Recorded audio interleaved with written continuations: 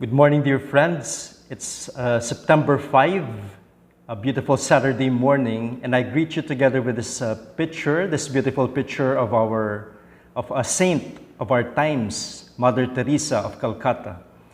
And we do remember in recent times, Pope Francis canonized her as one of the saints, proclaimed her as a saint of the Church.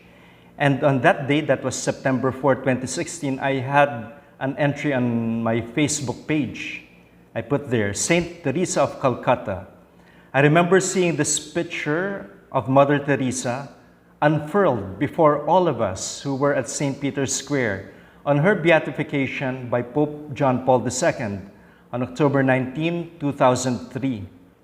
Now at her canonization, which at that time we followed online, both she and the Pope who beatified her belong to the Church's roster of saints. And these two are saints of our times. We do remember it was not a long time ago, that was in 1997 when she died.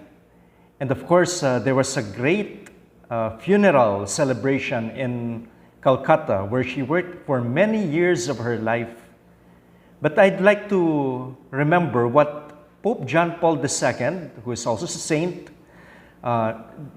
said at the time of her beatification. Note that before I quote St. John Paul II, even in her times, of course, she was well known to have worked for the poor. She won a Nobel Peace Prize award, and even in her time, she was called the living saint. Of course, something which she did not want, not because technically she was not a saint, of course, but because she was a holy woman.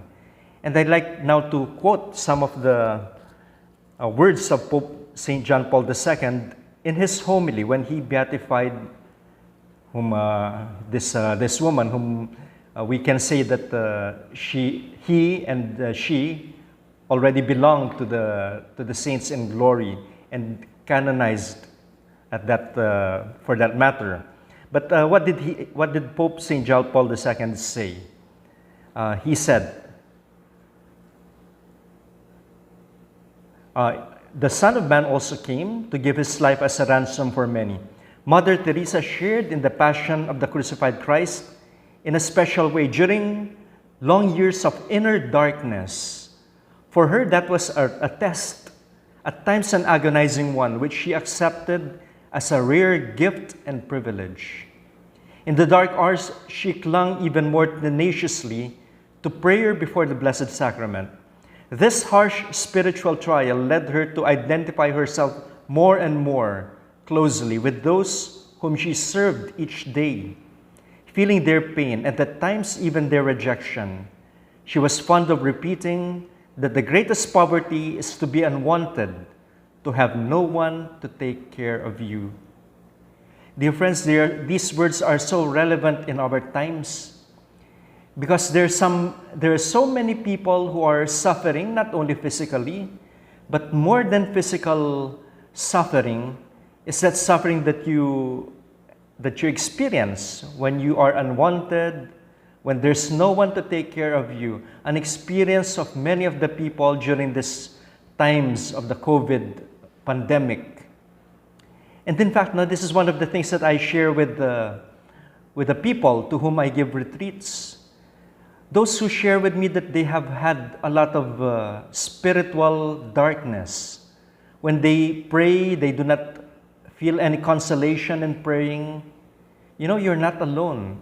Saint Mother Teresa of Calcutta has experienced that inner darkness. And in fact, she, according to the Pope here, and of course it's quoted from her works, one work that I could recommend is Come Be My Light, the writings of, or some of the writings of Saint Teresa of Calcutta, gleaned from her letters to her spiritual director.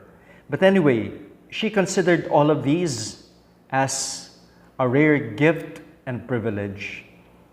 And rather than bring us far from the Lord, these moments should bring us closer to Him. As according to the Pope, Mother Teresa clung even more tenaciously to prayer before the Blessed Sacrament.